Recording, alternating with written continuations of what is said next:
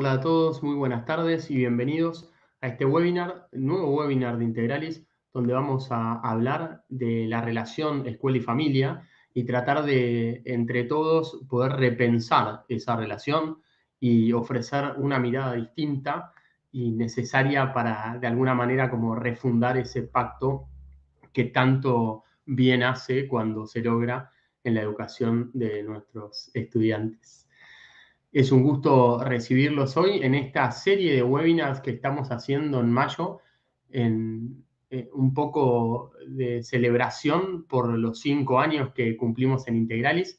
Para aquellos que no nos conocen o que conectan con nosotros por primera vez, soy Patricio Videla, director de Integralis, que es una comunidad digital de formación docente. Nos dedicamos a ayudar a los colegios, a las escuelas, a redes de escuelas, a mantener a sus docentes motivados, capacitados en distintas áreas, ¿no? Y esto lo hacemos con cursos online asincrónicos, con webinars, con charlas, con talleres y sesiones en vivo y con cualquier recurso, diría, que una escuela necesite para formar a sus equipos docentes. Como les decía, estamos cumpliendo 5 años, estamos muy contentos con eso y por eso hicimos el webinar de aprendizaje por estaciones hace 15 días y haremos otro el 31 de mayo sobre el desafío que enfrentan hoy las escuelas católicas en esa oportunidad con una serie de invitados que ya les contaremos. Otro motivo de celebración, otra ocasión que se nos da esta celebración es el sorteo que estamos haciendo y que quiero recordarles también, o a los que se están enterando aquí, invitarlos a participar, ¿no? Justamente por festejar estos 5 años, estamos regalando 3 becas completas a cualquiera de nuestros cursos, el curso que quieran tomar, y lo único que tienen que hacer, pero lo tienen que hacer ahora, porque al final del webinar vamos a sortear, es entrar en Instagram, seguirnos, ahí les vamos a compartir el enlace a la publicación, a la cual le tienen que dar me gusta y comentar, compartir con nosotros una experiencia inspiradora que hayan vivido como educadores y cómo un curso de Integralis puede ayudarlos a enriquecerla.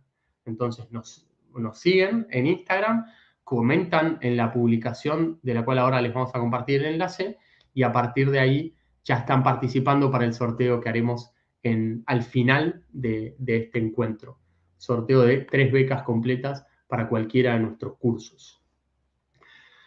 Vamos entonces entrando al tema de hoy, para el cual tenemos invitados de lujo, como solemos invitar, como solemos conseguir, de distintos perfiles, ¿no? Así que les voy a ir dando paso y recibiendo aquí en el evento, en primer lugar, a María Ángeles Castro Sánchez.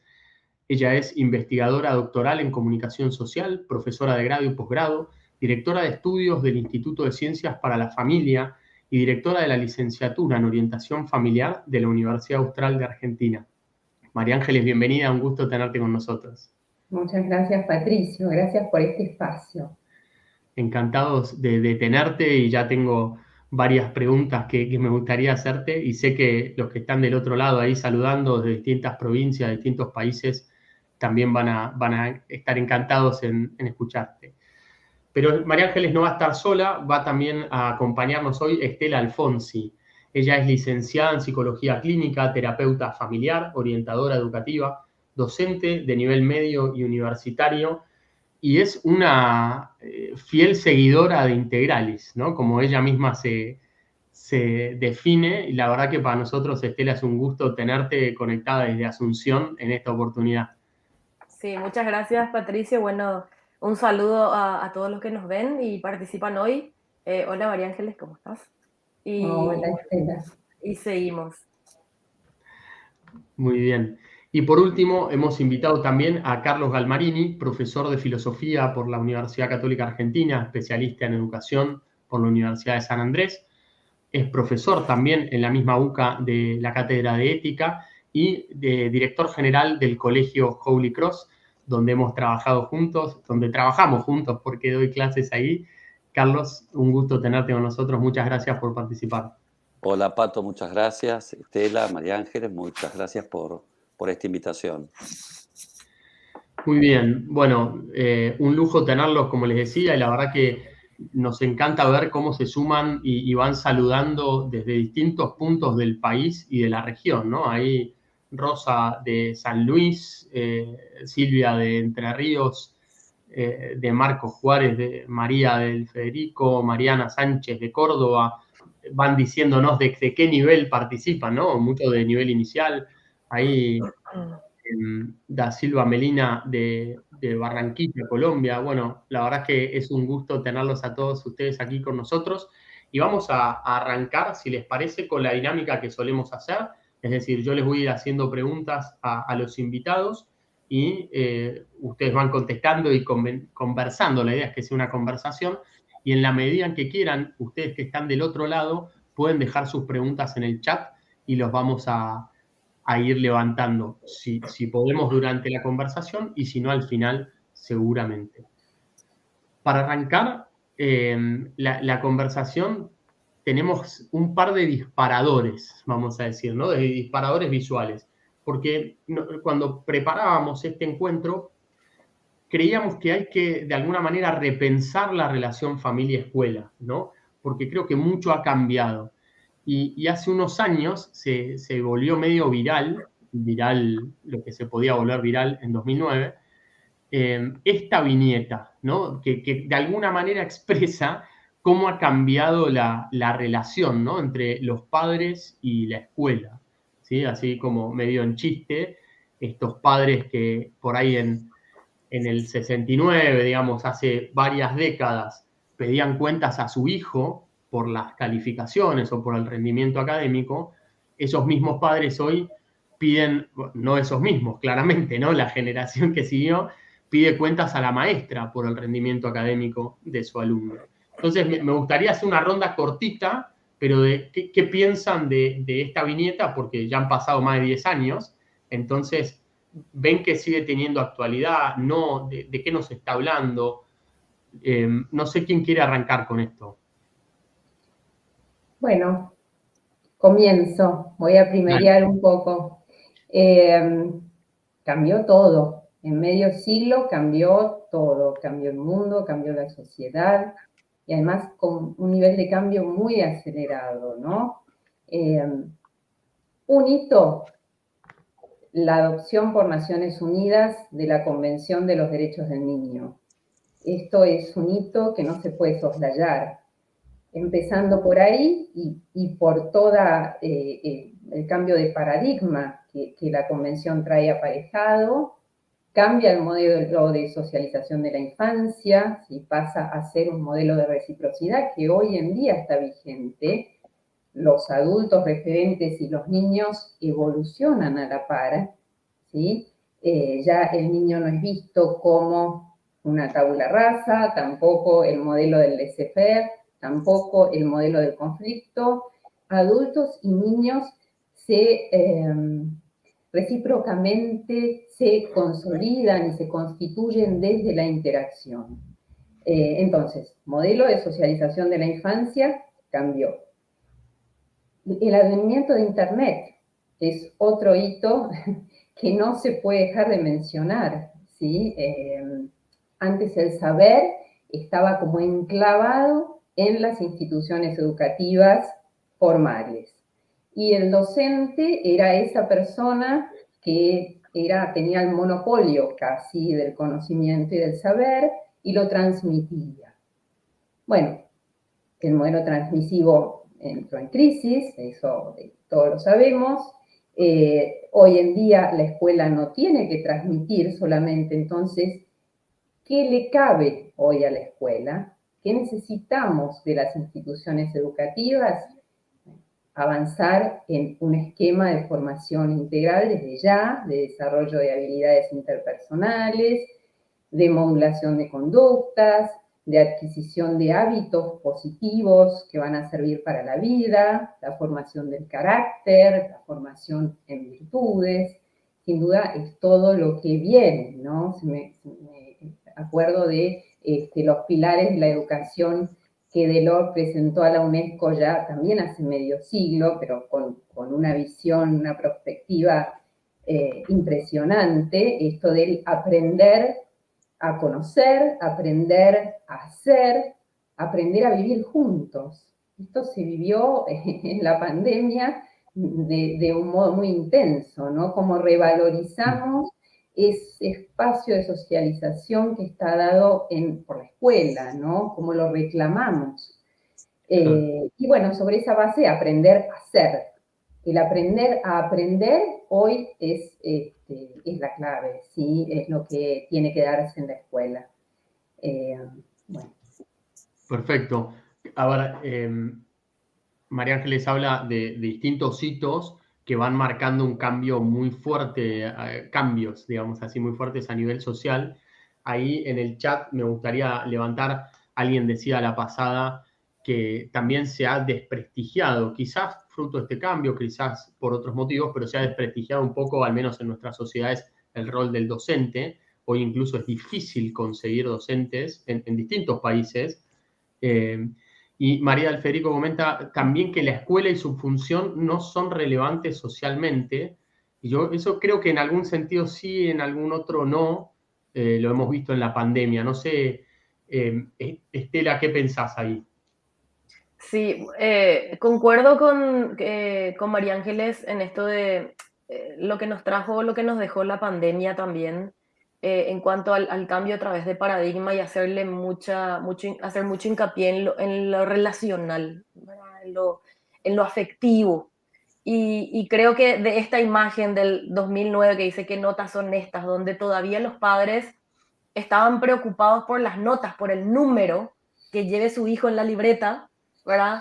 Hoy el colegio también o la escuela como que cambia esto de decir, ok, ¿realmente es el número lo importante o el aprendizaje que lleve de adentro para afuera, o sea, del ser de la persona, del relacionarse, de aprender habilidades sociales, de desarrollar la inteligencia emocional, de factores de protección y demás, ¿verdad? Y en esto esta convivencia digital, ¿verdad? Estas herramientas que tienen que ir desarrollando los chicos para manejarse en un mundo, en una ciudadanía digital.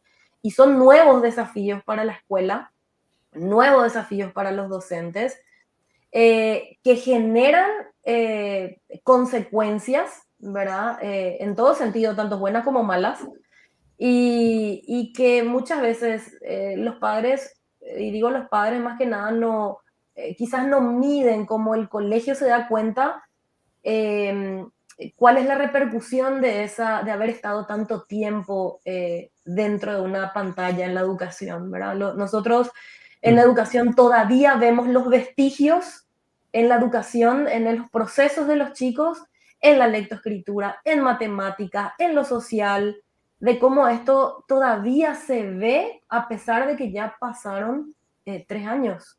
Claro. Bien, bien. Carlos, ¿algún comentario para agregar sobre esto? No, la verdad que muchísimos temas que han abierto María Ángeles y Estela, quizás. A ver, agrego desde mi perspectiva también. Estoy de acuerdo con todo lo que han dicho. Es un fenómeno complejo de cambio social, cultural de la familia, de los colegios, de las expectativas, de las exigencias. También mayo del 68 está justo pegadito al 69.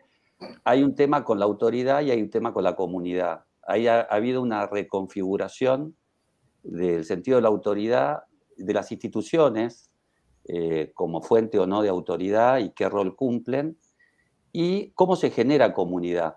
Digamos así, había una manera de generar comunidad que yo, en esta viñeta, no soy tan nostálgico. Yo me crié en esa época, yo nací un poquito antes.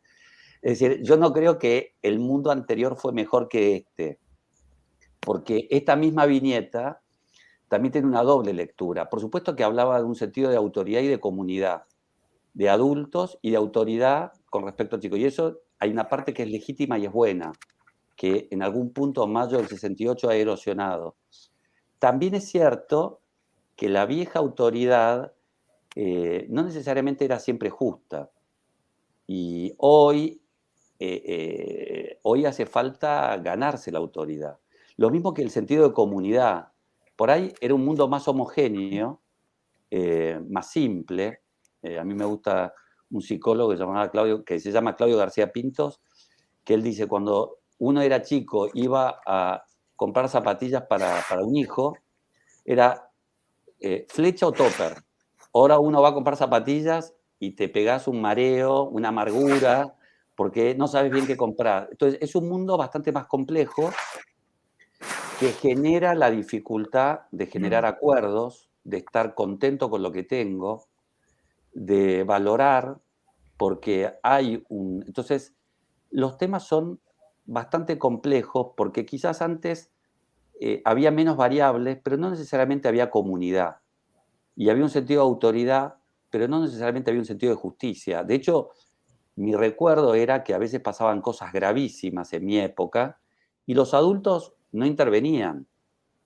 Ahora, en este nuevo paradigma del 2009 en adelante, quizás los adultos intervienen demasiado. Entonces hay que buscar una especie de nuevo equilibrio entre autoridad, comunidad, escuela, familia, para un tipo de relación que a mi gusto no es ni la del 69 ni la del 2009. Claro, Es algo nuevo que hay que construir juntos, ¿no? claro. Creo que ahí, bueno, coincido con lo que vienen diciendo.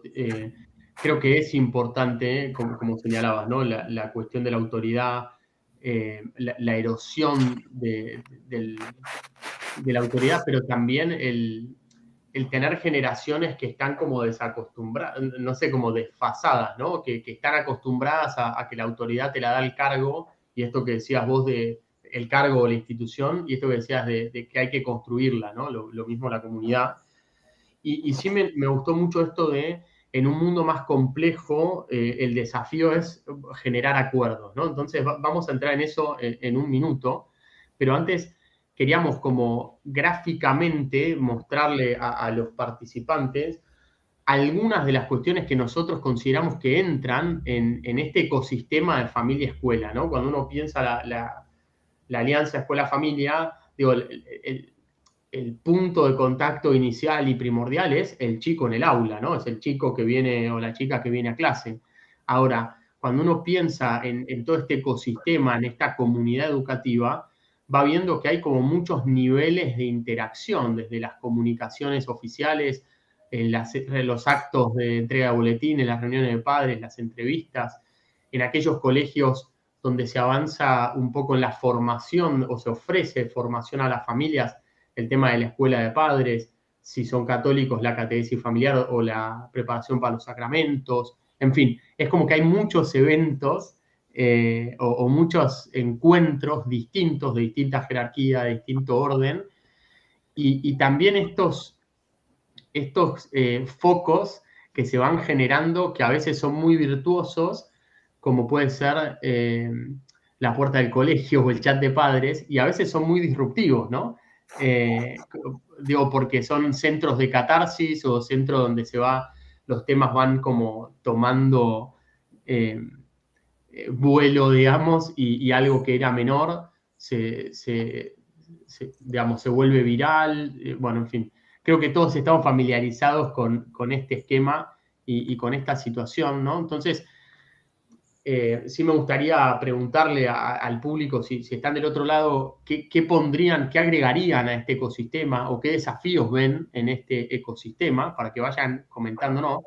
Y mientras tanto, te quería preguntar, María Ángeles, en estos acuerdos que hay que generar, creo que un desafío que se encuentra en los colegios hoy es digamos, la diversidad de tipos de familia, ¿no? Porque quizás existió siempre, ¿no? Pero digo, hoy es algo que salta a la vista, ¿no? Puede ser en estructura, pero también en estilos parentales de pronto, ¿no? Y eso es algo que a veces los docentes no estamos del todo preparados o no tenemos como una formación específica para entender estos distintos estilos parentales, y creo que vos como desde la orientación familiar y demás nos podés dar alguna luz sobre eso. Todo lo que sea encorsetar a las familias tiene que quedar fuera de cualquier planteo, ¿no? Las familias son diversas, son espacios además donde se vive la diversidad, es un espacio de unidad, de diversidad también, ¿sí? Aunque parezca contradictorio, pero es la unidad en la diversidad, justamente, la familia. La familia es el espacio de la diversidad genérica, de la diversidad generacional. No hay dos familias iguales. Entonces, cualquier tipo de corset que yo quiera poner o de categorización que quiera hacer, realmente va a ser un reduccionismo, va a ser simplificar las cuestiones. Sí, hay estilos parentales tradicionales, ¿sí? Hay padres que de pronto tienen un dejo más autoritario, ¿sí? Bueno, retomamos el tema de la crisis, coincido con Carlos en el tema de la crisis de la autoridad, que está tan instalada en nuestras sociedades hoy y que hay que avanzar hacia un tercer modelo, ¿no? Donde el punto de confluencia sea la persona de ese niño, de esa niña, donde nos organicemos y articulemos los adultos para transformarnos en verdaderos referentes desde la coherencia, desde la consistencia entre el decir y el hacer, desde mensajes homogéneos que podamos dar a los niños y a las niñas. Pero sí, hay distintos estilos y en el ámbito escolar creo que son reconocibles, ¿no? Aquellos padres que de pronto son más exigentes, que tienen un alto grado de exigencia y de pronto son menos responsivos, que no son tan afectivos o demostrativos con los hijos. También hay padres permisivos, eso creo que abunda, ya sea por indulgencia, como que todo está bien, o por negligencia de no ocuparme directamente.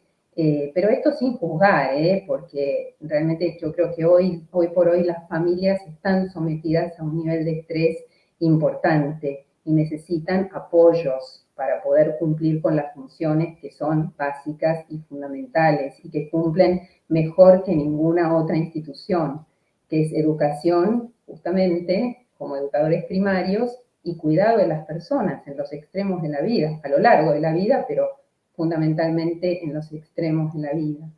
Entonces, necesitan apoyos, están sometidas a un nivel de estrés importante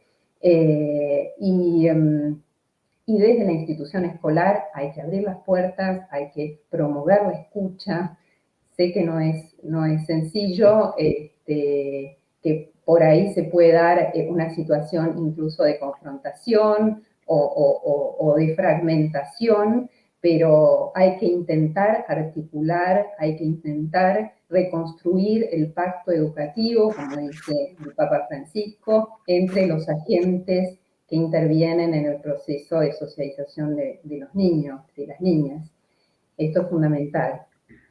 A mí se me ocurre, pensando en lo que decías, María Ángeles, a veces es difícil no juzgar desde nuestro lugar de personas, ¿verdad? Porque primero somos personas, luego somos profesionales. Y a veces es difícil no juzgar, por lo menos aunque sea en el pensamiento, pero esto no tiene que ser algo que tiene que afectar nuestra reunión de padres. Porque esto no tiene que ser el foco y ni siquiera es el rol de la escuela juzgar el tipo de familia o juzgar el tipo de crianza que tenga la familia. O sea, el rol de la escuela es acompañar al niño y poner al niño en el centro de su educación, tanto académico como desde lo emocional. Entonces, al ponerle al niño en el centro, hay una mirada más respetuosa hacia él, sabiendo su realidad familiar, porque hay padres que, bueno, vienen y te abren su realidad, ¿verdad? Y te lo exponen, y vos, bueno, ¿qué haces con esa información? ¿Verdad? Es algo, primero que nada, yo creo que por respeto a la familia del niño, eso no tiene que ser compartido a ningún docente ni a ninguna otra persona en la institución, salvo a la persona que se lo contó y que por ahí puede ser un coordinador, un orientador, y trabajar desde ese lugar de, digamos, de respeto hacia la familia. Porque mi rol como educador es contener y acompañar, ¿verdad? Entonces, yo creo que esto es tan importante en las entrevistas con padres, de que ellos no se sientan juzgados a la hora de que nosotros le comunicamos algo con respecto a su hijo, Porque sí, el deber del colegio o de la institución es informar sobre lo que el colegio observa de su hijo, ¿sí? Ese sí es nuestro deber. ¿Por qué? Porque si nosotros, o sea, los padres no tienen el bagaje o toda la película de lo que sucede en el colegio. Ellos tienen apreciaciones, ¿verdad?, distintas conforme a lo que por ahí sus hijos les traen, ¿verdad? Pero, y se hace en la película, pero el que tiene la información real es el docente, es el colegio, y nosotros tenemos el deber de informar. Entonces, trabajar los vínculos con las familias desde el respeto, desde por ahí nos equivocamos en algo, bueno, está bien, pido disculpas, reveamos cómo organizar esto y que no se sientan juzgados es demasiado importante. Yo Qué continuando interesante con, eso. No, perdón, te iba a preguntar, pero dale, dale. no, continuando un poco la línea de Estela, es como si uno dijera, uno tiene 3 círculos, ¿no? La familia es el primero, es el más importante, porque en realidad es el más natural, el que va... Las escuelas aparecemos un rato acompañando a la familia. La familia es primera y la familia continúa. Con lo cual yo estoy de acuerdo con lo que dice María Ángeles, con Estela, perdón, que uno tiene que entender que no solamente no lo puede juzgar, sino que además uno cumple un rol subsidiario para ayudar a la familia.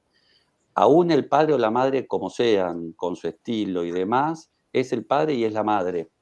Y nosotros queremos ayudarlos a ellos sin juzgarlos y respetando sus estilos y sus formas. En el otro extremo está la escuela, que la escuela también tiene su propia lógica, esto que es tan complejo, ese ecosistema que mostraste, que es difícil, la gestión, la coherencia, la comunicación, de un montón de engranajes que a veces el padre no sabe, así como el padre no tiene, el colegio no tiene que juzgar al padre, porque uno no sabe bien todo lo que sucede, el padre que no está en un colegio no sabe lo complejo que es un colegio, y que además, y en realidad, el punto ideal de la relación es que nos miremos con respeto mutuamente, que cuando entra un padre al colegio, uno realmente entiende que es un padre, una madre. Me cae mejor, me cae peor, me resulta simpático, me resulta un poco nervioso, agresivo, pero yo tengo que hacer un esfuerzo mental para decir, es un padre, es una madre. Y el padre también tiene que hacer eso con el colegio. Este director o esta directora, este maestro, me resulta mejor o este peor, pero está ayudando. La alianza es cuando cada uno respeta ese núcleo que cada uno tiene, pero se trabaja el común. Hay algo que es común, que es lo que dijo Estela. Lo que es común es el chico o la chica, el alumno, la alumna. Eso es lo que es común. Hablar de este alumno, de este hijo, hablar de los temas que nos preocupan a nosotros y a ellos, porque no es juzgar la esfera íntima ni que ellos quieran ser los directores de la escuela, porque ahí es cuando el padre quiere cumplir un rol que no es su rol, o el colegio quiere cumplir un rol que no es su rol. Sino, si cada uno tiene claro cuál es su rol y exige y pide y transmite ese respeto, para mí lo más eficiente es poner sobre la mesa los temas comunes, los que le importa a la familia y lo que le importa a la escuela. Y trabajar ese núcleo común sin juzgar a la familia y sin que la familia juzgue a la escuela, sino es qué podemos hacer para que este chico, esta chica esté mejor, para que pueda sacar su mejor versión, para que pueda aprender, para que pueda socializar, para que pueda destrabarse, para que pueda tener mejores hábitos y virtudes. Es decir, y si uno tiene por ahí estos 3 temas más, se hace más efectivo la comunicación y la relación. Claro, claro.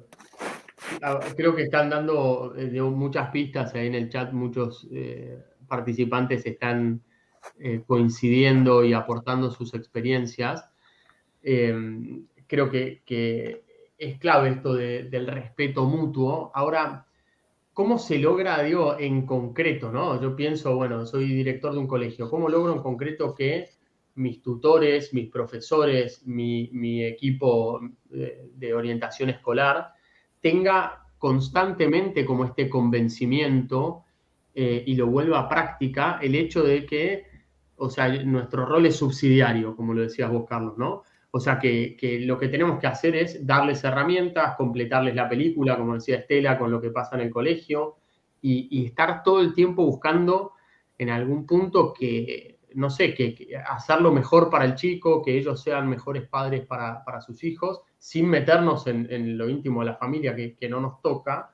Pero ¿cómo haces en concreto para sostener esa mirada cuando la tentación de ambos lados, lo vemos, está en pensar, yo lo haría mejor, ¿no? O sea, yo fui al colegio, yo lo haría mejor que el director, o yo soy padre, yo lo hago mejor con mis hijos, o no soy padre, que esa es la más frecuente, soy un tutor, por ahí chico, joven, no tengo hijos, entonces todos los padres quedan cortos, ¿no? O sea, ¿cómo lográs esa disposición? La veo a Estela ahí con ganas de compartir. Sí, estoy pensando así rápidamente y quizás un poquito a través de la experiencia, además de mostrarse más abiertos en las reuniones en las reuniones con los padres, ¿verdad? Y demostrarle esto de que lo que se necesita es hacer sinergia, ¿verdad? Entre la casa y la escuela para ayudarle y mostrar apertura. Es una construcción, o sea, es construir de a poquito los vínculos. Es un trabajo complejo y dedicado que necesita mucha conciencia y que desde los directivos mismos tienen que ir instalando esto en los docentes, en los tutores. Y, por ejemplo, vamos a ver un ejemplo práctico. Los famosos avisos o cuadernos de aviso, no sé cómo es allá, ahora que a veces los chicos tienen cuadernitos donde se avisan algo que pasó en el cole, dos niños que se pelearon o algo que pasó con su hijo, ¿verdad? Entonces, cuando hay o sea, cuidar la manera en cómo comunicamos las cosas. Por ejemplo, si yo voy a comentarle a un papá que un chico tuvo una situación con otro chico, no tiene que estar redactado como parezca que se le está culpando al niño o que se está exponiendo la situación totalmente desde lo negativo, sino que también hay que darle una respuesta en cuanto a qué acciones tomó el colegio y cómo trató de solucionar y conversó con los chicos, qué sé yo. Este niño, o sea, su hijo, tuvo una situación con otro niño, el cual nunca y esto lo voy a sostener, nunca hay que poner el nombre del otro niño, ¿sí? Igual los padres van a saber, pero es un menor de edad y no debe estar el nombre del otro niño en este documento, ¿verdad? Que va a los padres del primer chico. Y una vez que yo expongo la situación, digo, bueno, fueron junto a la profe X, lo conversaron, quedaron en que esto no iba a volver a suceder, se dieron la mano o se dieron abrazos, se pidieron perdón y continuaron luego jugando juntos, no volvimos a observar otra situación parecida en el día. ¿Se entiende? Entonces, eso, por ejemplo, ya es un paso más, o sea, porque pónganse en el lugar de un padre que recibe cada cierto tiempo una situación conductual negativa de su hijo, ¿verdad? O sea, lo único que lee es que hay problemas en el colegio con su hijo. Y otra cosa es que tampoco muchas veces nos tomamos el tiempo de comunicar los logros. O sea, felicitaciones a fulanito por lograr tal cosa. Quizás lo hacen en el cuaderno para matemáticas o para castellano, pero no en ese cuaderno de aviso donde suelen ir cosas más negativas. Claro. Sobre todo cuando van creciendo, ¿no? O sea, es como que quizás la maestra de nivel inicial, que es como, no sé, le sale, ¿no? Hasta por los poros ese cariño por los chicos, entonces es más propensa a comunicarlo. Pero fíjate que me gustó esto que dijiste, ¿no? O sea, en primer lugar, mostrarse abiertos, cuidar la manera como comunicamos, hacer seguimiento de las situaciones. Y casi al pasar dijiste, pónganse en el lugar del padre, ¿no? O sea, que creo que esa es una buena práctica para la vida, ¿no? De empatía, pero especialmente para hacer un trabajo profesional y poder desactivar esas emociones negativas que muchas veces tienen los padres cuando reciben la comunicación del colegio, ¿no? Y ahí... Claro, y se me ocurre algo antes que me olvide también, es que quizás Sí. no está, no está en nosotros solucionar el problema familiar si es que hay alguno. O sea, si hay una situación dentro de la familia, no nos compete a nosotros. Nosotros lo único que podemos hacer es acompañar a ese chico y eso es algo que nosotros tenemos que tener bien metido en la cabeza, ¿verdad? Que nuestro rol siempre va a ser de contener y acompañar y el padre también tiene que entender de que cuando inscribe a su hijo en un colegio, el padre, o sea, la familia tiene el deber de leer, por ejemplo, los lineamientos institucionales, ¿sí? Los acuerdos de convivencia, ¿verdad? Porque a veces sucede esto, ¿verdad? Como no hay una lectura de los acuerdos de convivencia, como que hay ciertas cosas que reclaman, pero sin embargo estaba escrito y fue enviado, pero no se leyó. Claro, claro. Bien, ahí, perdón, Carla Lamberti nos cuenta su experiencia, dice, hoy no siento que haya distancia o rivalidad entre la escuela y la familia, al contrario, muchas veces las familias buscan y necesitan un espacio de encuentro y comunicación, ¿no? Creo que eso es cierto también, ¿no? Como que, como decían antes, no hay dos familias iguales, entonces se dan todas las situaciones. Lo que pasa es que, no sé, Carlos, si vos lo ves, cuando la familia viene al encuentro del colegio con su necesidad, es como una mochila más que se le carga, o algo más que se le carga a la mochila del tutor, del orientador, ¿no? El padre que viene a decirme, a preguntarme cómo ser mejor papá, ¿no? Sí, a ver, ser papá es difícil, ser docente es difícil, cualquiera es, y uno lo puede vivir como una responsabilidad que lo es, pero también como algo que uno lo tiene que hacer junto con otros. La realidad es que lo que uno ve, yo estoy de acuerdo con lo que comentaba, creo que era Clara Lamberti, que comentabas vos, es decir, o Carla, no registré bien el nombre. Sí, claro. Hoy la familia sabe que no puede sola sin una escuela y la escuela sabe que no puede sola sin la familia. Es decir, una escuela no funciona si la familia no ayuda, una familia no funciona y un chico no se cría si no hay una escuela que la acompañe. El tema que vos planteabas al principio era, bueno, ¿cómo lograr que eso sea virtuoso? Creo, porque eso está lleno ahí en el chat de todas las cosas viciosas, de la pelea, los gritos, los chats, el esto. Y es cierto que muy fácilmente ese vínculo se puede volver muy malo. Y de hecho es malo, porque a veces los vínculos también intrafamiliares que uno lo eligió, o uno como padre, yo me he arrepentido de alguna cosa, le he dicho a alguna hija mía, ya son grandes mis hijas, ¿no? No, se mezclan muchas fibras, muchos miedos, muchas limitaciones de la familia como familia y del colegio como, de la escuela como escuela. Creo que, y a eso hay que saber qué va a pasar. Por supuesto que uno tiene que buscarle un límite y hay cosas que no pueden pasar, ni en la familia ni en la escuela. Pero hay desacoples propios de... Creo que la manera de evitar el desacople es mejor comunicación, como decía Estela, y es decir, ¿por qué el nivel inicial es el más amado y a veces el secundario el más temido? Porque el nivel inicial, a veces la percepción del padre, y a veces es genuina, le entregan un informe narrativo y dicen, este es mi hijo o es mi hija. Y cuando uno dice, este es mi hijo o esta es mi hija, ya uno tiene autoridad y uno ya te ve como un aliado. Creo que después, lo que vos planteabas, Pato, a medida que los chicos van creciendo, las chicas van creciendo, empiezan a aparecer, y además en general los informes narrativos del nivel inicial están escritos, como decía Estela, de un modo amigable, esto, lo otro, y además hay mucho de descubrimiento positivo, de primeros juegos, socialización, alfabetización. El problema es cómo hablar del mismo chico cuando va creciendo, para que el padre, la madre, sientan que este es mi hijo e incorporar lo que no empieza a funcionar, que es lo normal. Todos algo no funcionamos.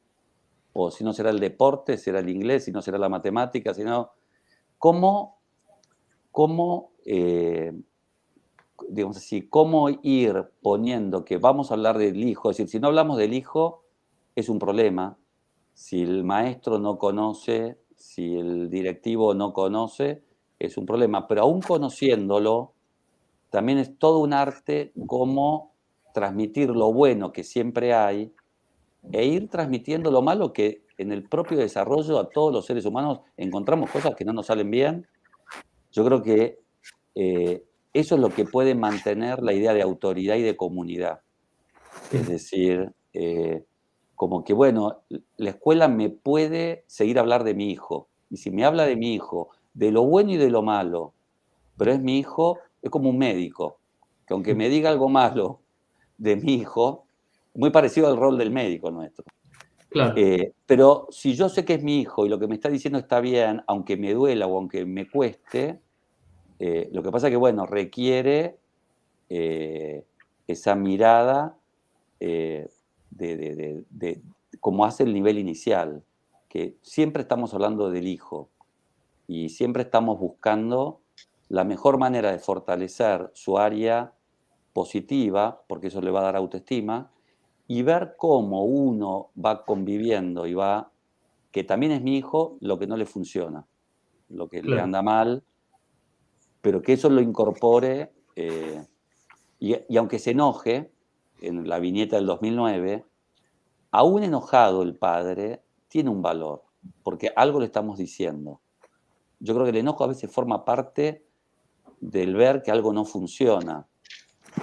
Y es como un médico que me da un mal diagnóstico que yo no quiero escuchar, y aunque me enojo, pero si es mi hijo y es cierto, el enojo después pasa a ser un aliado. Hay que tolerar a veces, por supuesto que hay un límite. Yo creo que hay gente que Claro. también viene muy cargada.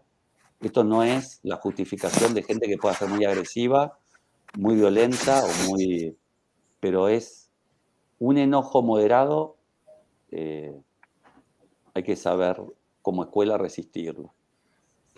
Sí, tal cual. Qué interesante esto de la mirada atenta, ¿no? De que es cierto, cuando el padre percibe que estás hablando de su hijo y agrego con cariño, ¿no? Que estás hablando de su hijo con cariño, ya está. O sea, es un padre que es aliado tal cual, aunque se enoje o aunque la noticia sea negativa, ¿no?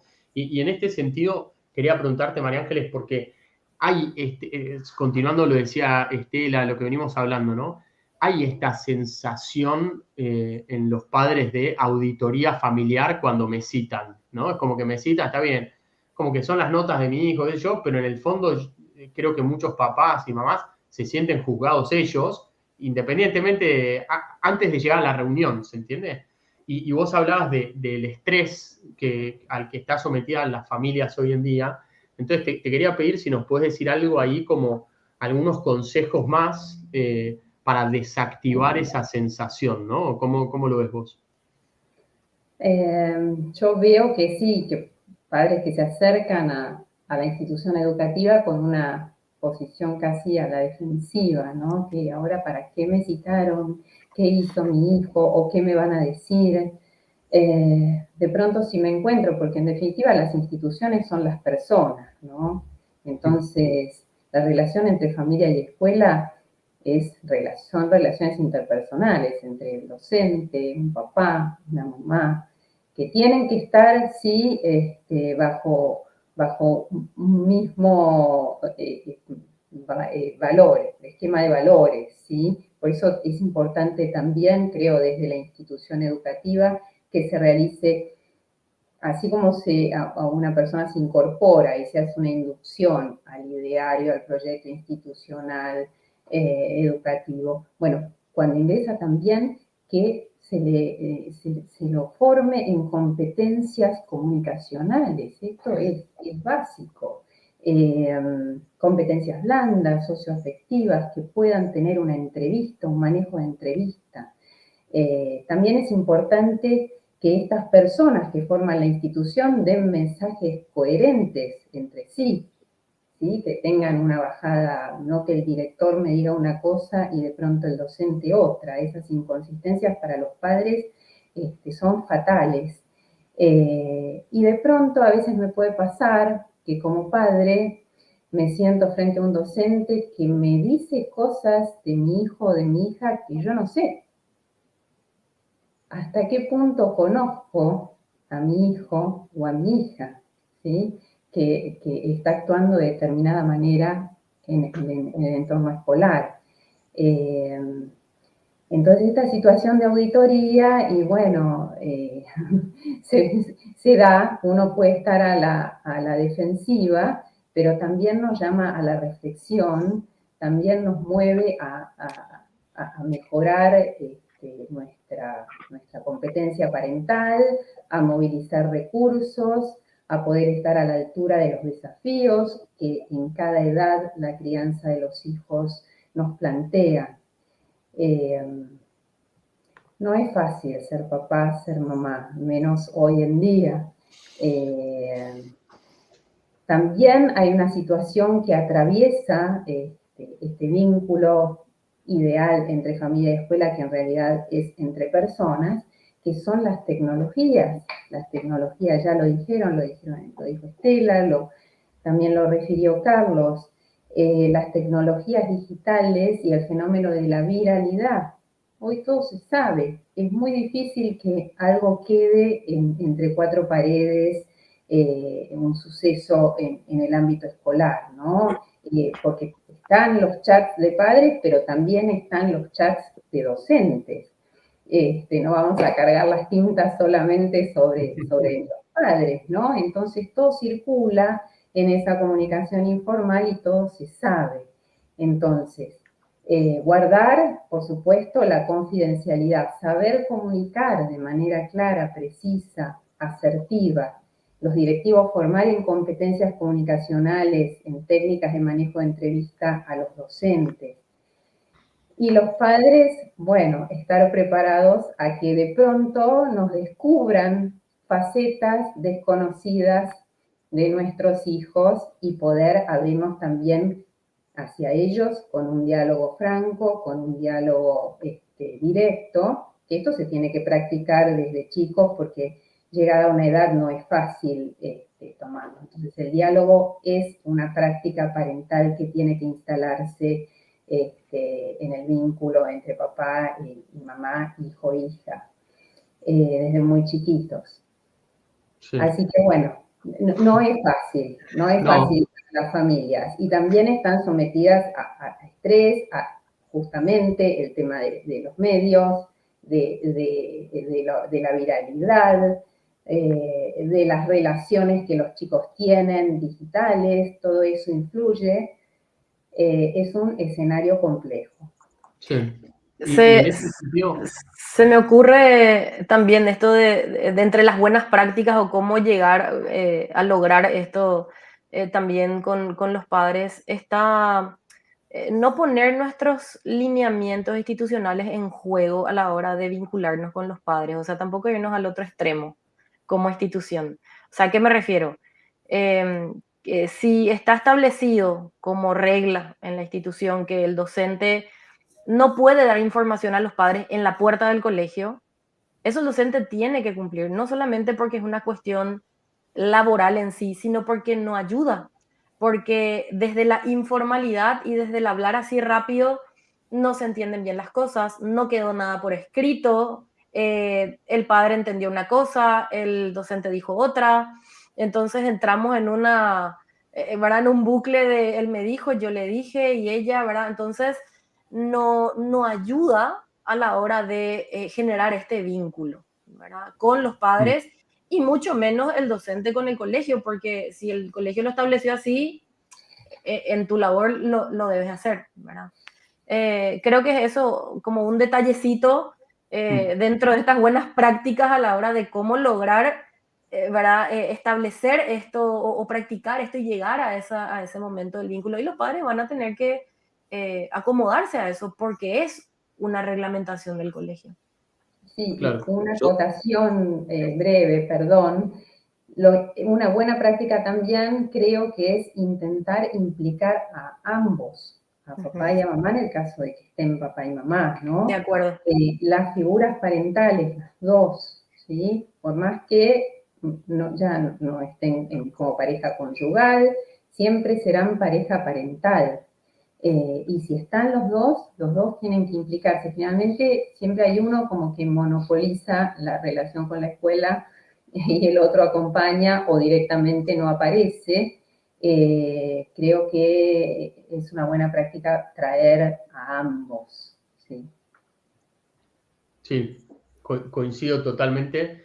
Y a ver, quiero volver o destacar de todo lo que están diciendo. Me gustó esto, María Ángeles, de como institución educativa tener mucho cuidado con la consistencia de los mensajes, ¿no? Que todos en el fondo hablemos el mismo lenguaje, tengamos como los mismos valores que empujamos institucionalmente. Eso le da mucha robustez, creo yo, al proyecto institucional, pero también a la comunidad, ¿no? Creo que el mayor, digamos, la mayor ventaja que tiene un colegio con los alumnos son todos los años que los tenés con vos, ¿no? Y entonces, en la medida en que esos años se van llenando de valores que se transmiten con consistencia, como que la tarea educativa del colegio como crece exponencialmente, ¿no? Hay muchos comentarios en el chat, ahí destacan el tema, Patricia Aldini, el tema del chat de padres, algo no menor. Carla Lamberti vuelve a comentar diciendo esto de que las palabras que se usan son importantes, no es lo mismo decir su hijo es a decir su hijo acá se muestra de tal manera, ¿no? Esto que apuntaban ya ustedes del tema de la comunicación. Beatriz Naum habla de esto de partir desde lo bueno, ¿no? Lo que se logra y antes de ir a plantear desafíos y demás. Y Alejandra Rivera hace una pregunta, yo te la quiero hacer a vos, Carlos, pero obviamente cualquiera lo puede levantar. ¿Qué hacemos cuando el padre no acepta lo que se dice de su hijo? ¿No? Que es lo que decía María Ángeles, ¿no? Muchas veces el colegio tiene esa función como de mostrarle una cara o un comportamiento, lo que fuera, que la familia no lo está viendo, ¿no?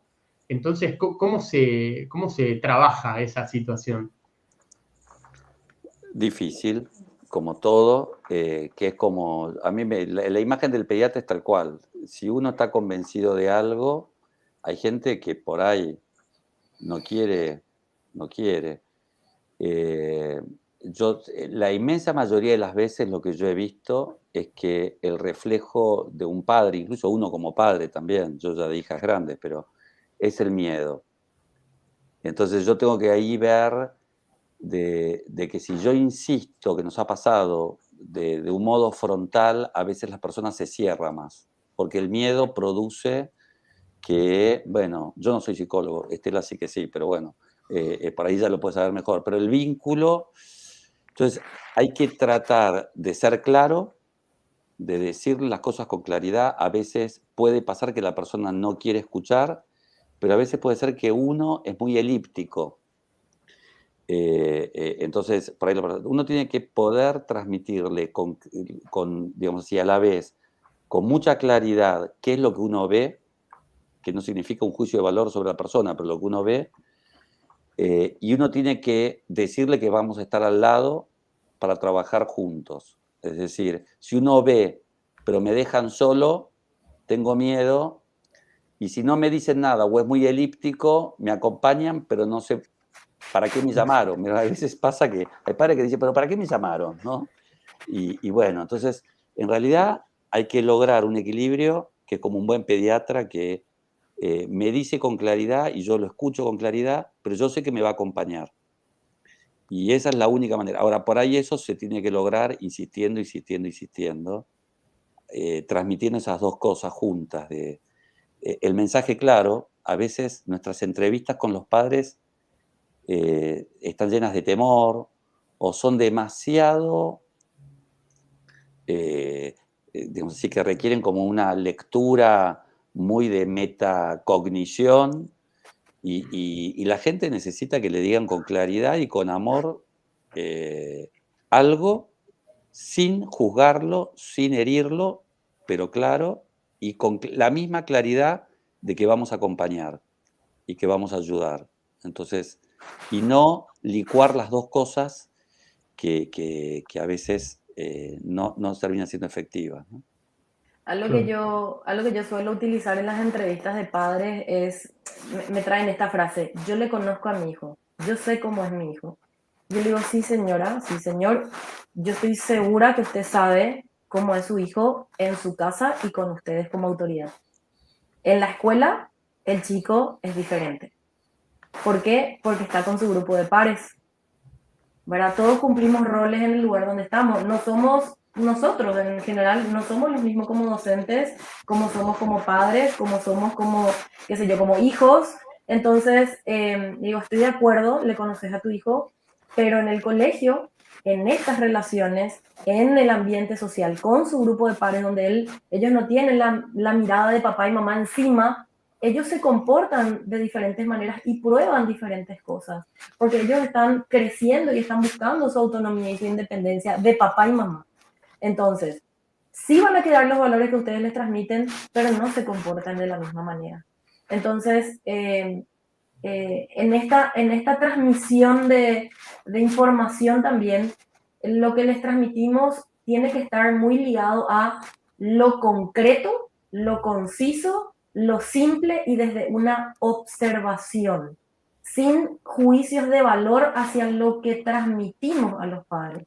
No es su hijo le pegó y no, mira, ocurrió una situación, entendemos que esto se dio de esta y esta manera, averiguamos esto, conversamos con él, conversamos con el grupo, conversamos con fulano, hicimos esto, para que ellos sepan que no es que nosotros le acusamos directamente al hijo, sino que hubo una investigación de por medio, y esto en el caso de que se comunique alguna situación en particular bueno, que quizás el padre viene desbordado porque su hijo le llevó la mitad de la información.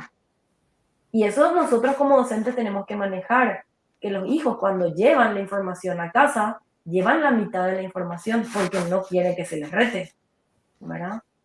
Y obviamente preguntar, quizás conversar preguntándole, le queremos escuchar y queremos saber, bueno, qué fue lo que le contó fulanito. De hecho, nosotros a veces le pedimos luego a los chicos que ellos mismos se vayan a contarle a sus padres después de haber conversado con nosotros, ¿verdad? Porque ya los chicos saben que nosotros le vamos a llamar a sus padres.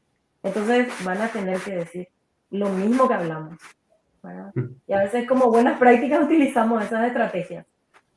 ¿Hay algo, Pato? No, perdón, yo creo que eso es una buena práctica. A mí personalmente, digo, esto lo podemos debatir también, pero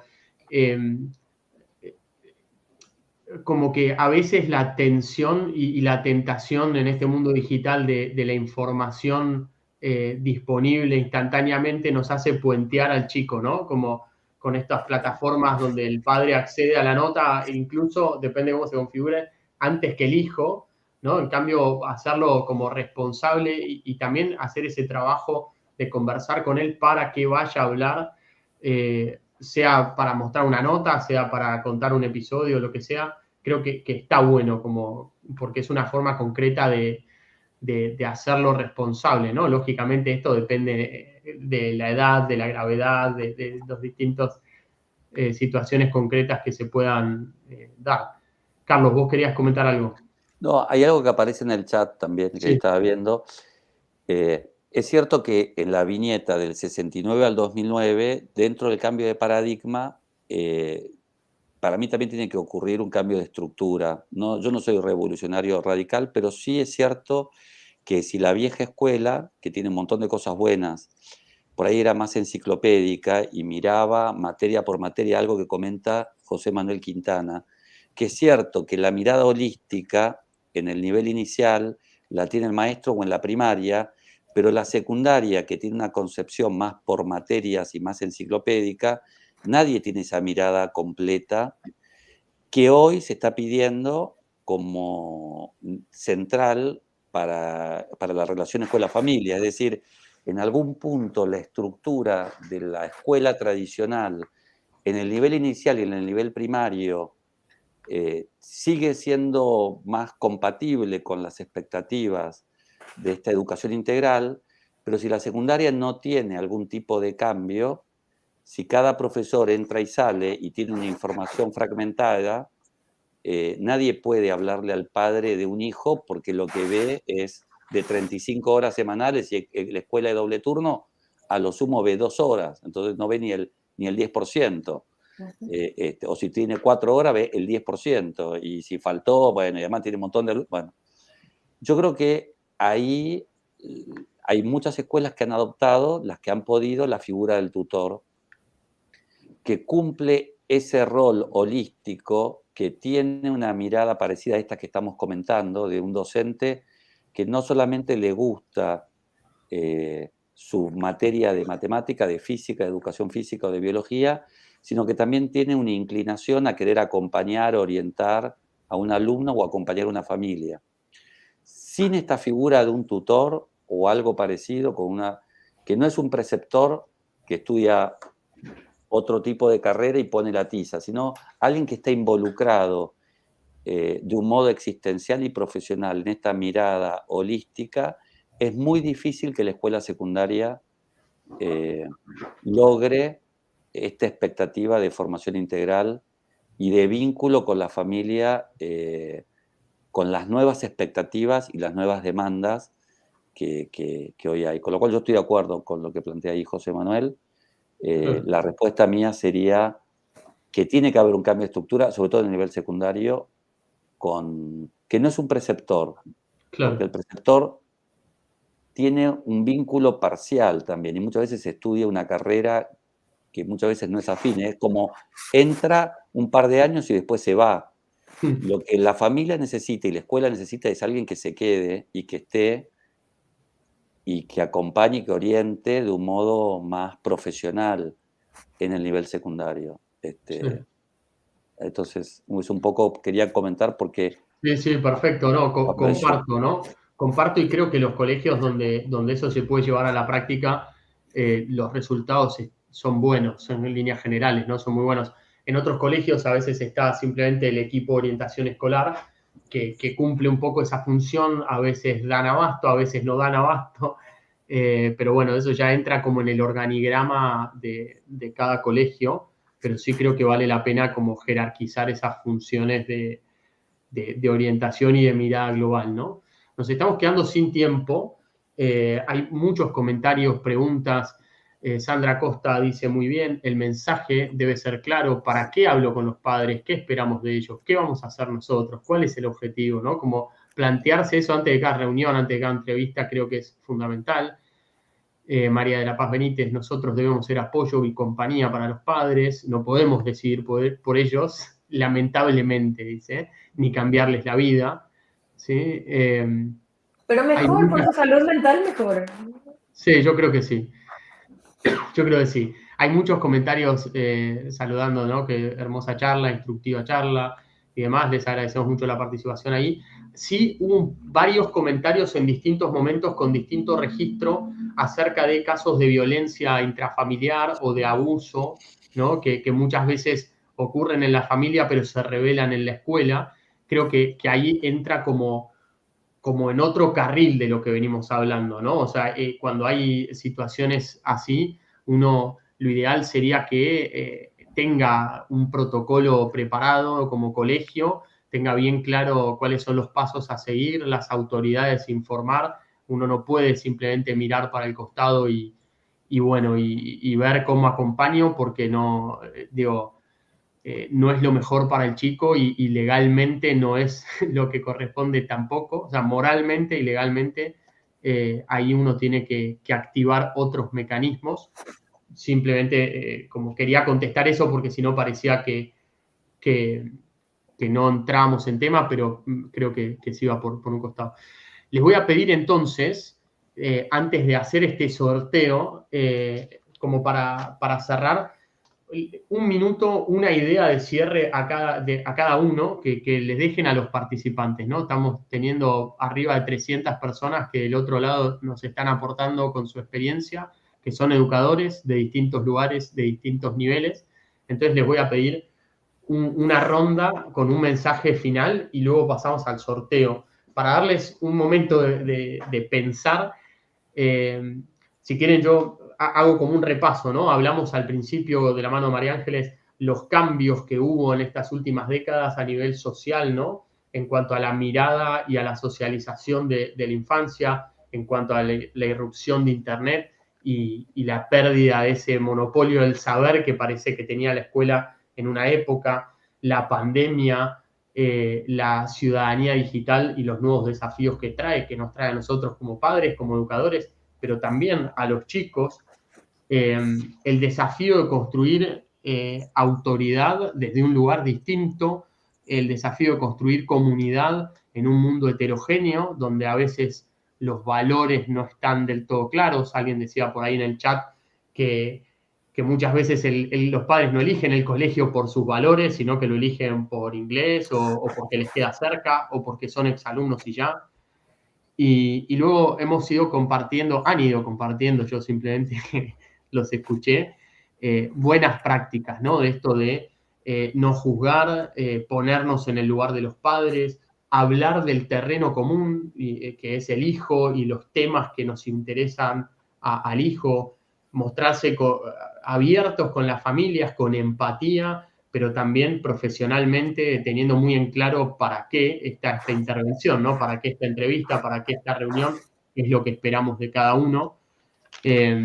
Y ganar autoridad a partir de esa mirada atenta y cariñosa que tenemos de los hijos, ¿no? Que cuando un padre conoce o se da cuenta de eso, creo que, como decían hace un momento ustedes, cuando un padre se da cuenta de eso, está mucho más dispuesto a escuchar incluso malas noticias de nuestra parte, ¿no?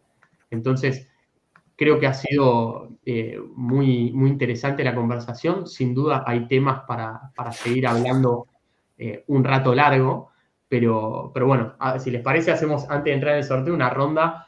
No sé quién quiere comenzar. María Ángeles. Hiciste una síntesis perfecta, realmente perfecta de lo hablado. Poner el bien de ese hijo, de esa hija por delante, de ese alumno, de esa persona que recibimos para educar. Como agentes educadores, tratar de formar parte, como dice un proverbio africano antiguo, de una tribu para educar a un niño, ¿sí? Tenemos que tener esa comunidad de valores, de normas y de pautas para ser consistentes, para ser homogéneos a la hora de formar. Como dice Francisco, crear puentes y no muros, promover el diálogo desde una disposición empática, escuchar. Yo creo que la escucha es fundamental de un lado y del otro, tanto del lado de los padres como del lado de los docentes, tener una actitud receptiva, respetuosa del ser del otro. Y esto nos va a llevar a forjar un vínculo de confianza, que yo creo que es central entre los actores educativos, más allá de las personas que están implicadas en los procesos educativos, ¿no? Ya sea en el ámbito escolar como en el ámbito familiar. El vínculo de confianza que pueda tejerse progresivamente. La confianza necesita tiempo, necesita conocimiento del otro y también abrirme para que ese otro me conozca. Buenísimo. Muchas gracias, María Ángeles, por acompañarnos. ¿Estela? Voy yo. Se me ocurría cuando Carlos decía esto de los 3 círculos, ¿verdad? Y el chico en el centro. A mí se me ocurrió también después un 4º círculo por arriba, que a veces son los profesionales que trabajan con los chicos, o sea, ya sea un psicólogo, ya sea un psicopedagogo o algún profesional externo que le esté acompañando en algún área. Ellos también están, o sea, también entran en este ecosistema y también tenemos que llevar buenos vínculos con ellos. También tiene que haber buenas relaciones con ellos para trabajar en conjunto en pos del bien del niño, ¿verdad? Y en este sentido volvemos a lo inicial. Nosotros tenemos que conscientemente tomar decisiones en equipo, porque creo que todo tiene que ser consensuado como equipo primeramente, para tomar decisiones que estén fundadas no en pensar con qué me va a venir el papá a decir no, sino de qué yo tengo que comunicar y qué yo tengo que decir. Y bueno, es probable que el papá me venga o la mamá me venga un poco ofuscada, pero yo no tengo que tomar eso como algo personal. O sea, creo que eso es algo muy importante en salud mental, que no nos tomemos las cosas personales, sino que las llevemos al plan de, bueno, es su realidad y yo no me puedo hacer cargo de eso, de ese sentimiento, de esa emoción del otro. Yo tengo que hacerme cargo de lo que yo puedo transmitir. Y creo que esto es una buena práctica para uno a nivel emocional también. Sí, fundamental. Fundamental. Gracias, Estela. Carlos. No, y yo en la imagen, en la segunda viñeta esa que estaba llena de cosas, el chat de padres y tanta, por ahí una tentación de las escuelas es volverse como supermercados, como que uno tiene que despachar eventos, actividades, hacer cosas, correr, y además hay mucha vorágine, hay mucha dispersión, hay muchos actores que todos hablan. Yo creo que la escuela tiene que ser el lugar donde hay que parar la pelota un poco, es el lugar donde hay que buscar un sentido a lo que hacemos, no hacer por hacer. El campamento o la charla o el encuentro, sino mirar, tratar de unir la comunicación, es decir, evitar la dispersión y la aceleración para lograr un poco más de unidad y de cohesión. La escuela tiene que, para mí, es un actor fundamental social si actúa en esa sintonía. Y quizás para lograr eso harían falta como dos cosas, se me ocurren así. Por arriba es que la escuela diga qué quiere, con claridad, qué busca. Cada escuela puede ser distinta, pero no va a poder lograr cohesión y unidad si no expresa con claridad sus objetivos, su ideario, su forma, más allá de la aceleración, o más allá de que estemos todos cuestionados, o más allá de que no sabemos bien qué estamos haciendo ni para qué lo vamos a hacer. Bueno, algo hacemos, y tenemos como que hacernos cargo de nuestra identidad y de nuestro rol y mandar un mensaje claro a las familias. Y después, eso es para afuera. Y puertas para adentro, un poco lo que decía Estela también, fortalecer el corazón de la escuela, que es este alumno o esta alumna con este docente. Es decir, como entender que todo sucede ahí y después los padres vamos escuchando qué sucede, el psicopedagoga, la psicóloga, el psiquiatra, pero nadie tiene que reemplazar ni... todo el mundo somos subsidiarios de lo que ocurre ahí, y hay que dar más capacitación docente, hay que saber orientar mejor a los chicos, hay que saber orientar mejor a los padres, hay que saber trabajar más en equipo con todos estos profesionales, en tanto y en cuanto la escuela tenga clara que todos estos actores tienen que ordenadamente y de un modo jerárquico articularse al fortalecimiento de ese vínculo, de lo que sucede en el aula. Porque a veces pasa en las escuelas que si no, es una mesa horizontal, que hay 14 personas hablando, pero nadie sabe cuál es la conclusión. Y la escuela es la que tiene que ordenar de un modo jerárquico esa cohesión de actores para lograr un fin concreto que pasa por este chico y por este docente y por ese vínculo. Entonces, como trabajar ese sentido de comunidad jerárquica, que es difícil porque contextualmente no hay comunidad y no hay jerarquía, pero si la escuela lo hace bien, la gente lo valora y es el gran servicio que le podemos dar a la sociedad. Buenísimo, buenísimo. Bueno, la verdad, María Ángeles, Carlos, Estela, muchísimas gracias.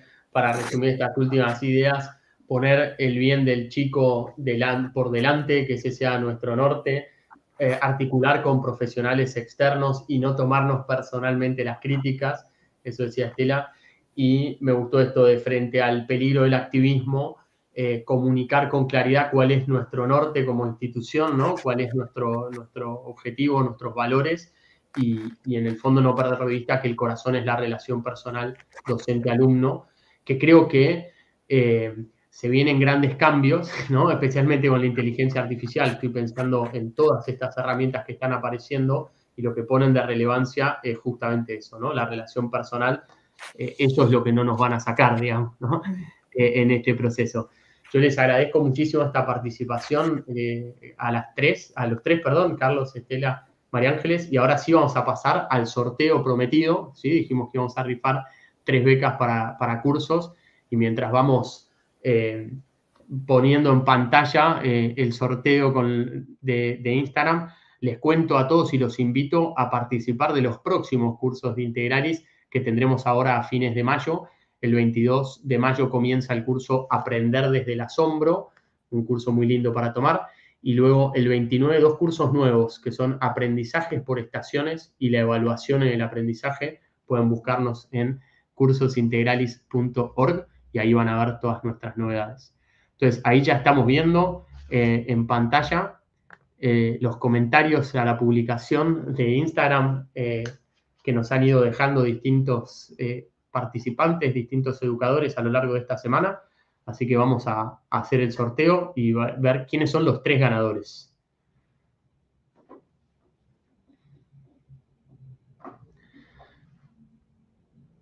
Muy bien. Ahí están entonces. Fiorella Legerard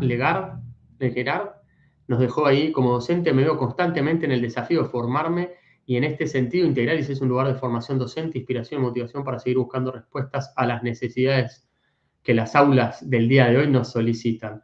Bueno, Fiorella, te has ganado un curso a elección, así que felicidades. Vamos a ver, Manuel, qué nos dejó. Me gusta compartir con mis estudiantes experiencias prácticas y siento que si gano un curso podré adquirir nuevos conocimientos para llevar a la práctica. Buenísimo, será cuestión de ver cuál de estos cursos querés tomar. Y por último, es difícil pegarle el nombre a Vargas. Dice: la educación me dio la vocación de servicio. Nunca imaginé que la riqueza de esta vocación explicara el amor en la entrega. La educación es volver a mostrar lo bello, lo bueno y lo verdadero. Con las formaciones de Integralis esto se hace vida. Bueno, muy lindos comentarios. Para los 3 ganadores, si están aquí participando de este webinar, sepan que los vamos a contactar por Instagram para hacer efectiva esa beca. A todos los que han participado, muchísimas gracias por sus comentarios, por estar del otro lado, y los esperamos en los cursos o también, si no, el 31 en el próximo webinar que será por este mismo canal, reflexionando sobre la identidad y el desafío de las escuelas católicas en el mundo de hoy. Que tengan buenas tardes, un gusto estar con ustedes.